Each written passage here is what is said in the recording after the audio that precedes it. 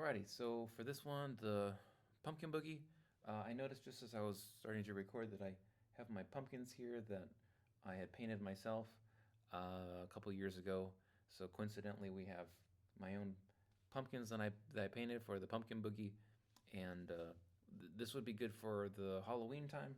The time I'm recording this now is not Halloween, but this would be a good piece to maybe remember or come back to for the Halloween season. Okay, so on the top there we have our eighth rests, and on this one, what we're going to do is this is going to be very similar to our quarter rest, but for eighth rest, we're going to cut that in half, so the amount of time that we're holding those rests are going to be even shorter.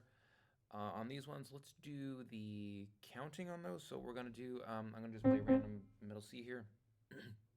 On this one, we're going to count 1 and 2 and 1 and 2 and taking the repeat 1 and 2, 1 and 2. And so when we play those a little bit faster, it'll be like a kind of a 1 and 2 and 1 and 2 and 1 and 2 and 1 and 2. And so as we get kind of faster and faster, you're going to notice that you're going to develop a little bit of kind of a bounce in the finger, and that's a good thing. The more that you can kind of have those little subtle kind of bouncy rhythms are going to really help for you to get a nice equal spacing for a lot of these. So when we play measure 4, we're going to be playing that same rhythm. On this one, we have a middle C, and then you have a D, E. Those are kind of just like smashed together, so those are half steps.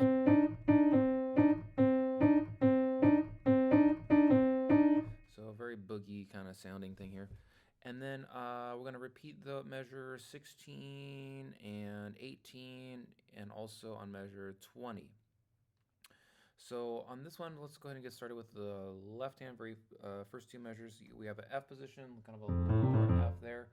We're going to start with your 1, go to 2. This is our B flat, A flat, G. We're going to repeat that again. Our right hand is going to come in, both hands together now. We have a C and the D flat E.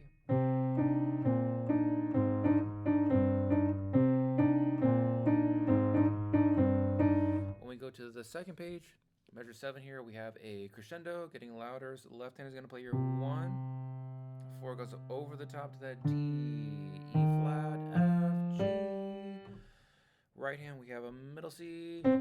Number 2 is going to cross over the top to the B, and then back. On measure 11, we have the C and E flat on that one. We're going to hold that through the measure.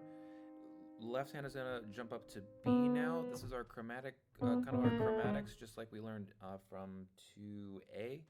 So you're going to use your 1, and then we're going to drop down, half step 3, 1, and then 3 again. That could be a kind of a fun Halloween type sound that you could kind of play as well.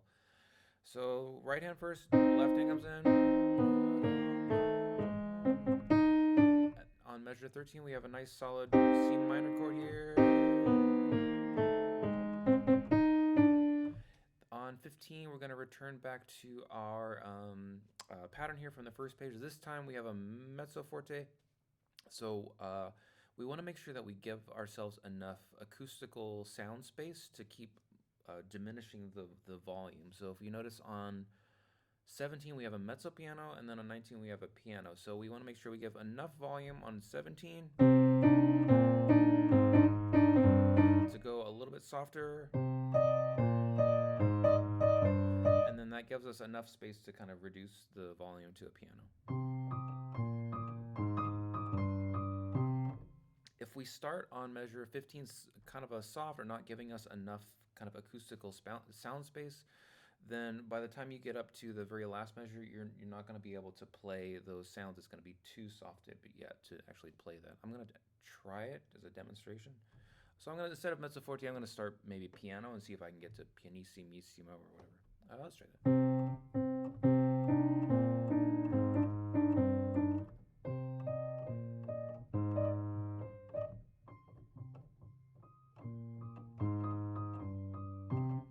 Okay, so barely. I guess you could barely do it if you're really super sensitive on the keys. But anyways, the point of that was to make sure that you on 17 is really important for dynamics because of you have to start correctly on the mezzo forte or you're not going to have enough space to do a piano at the very end.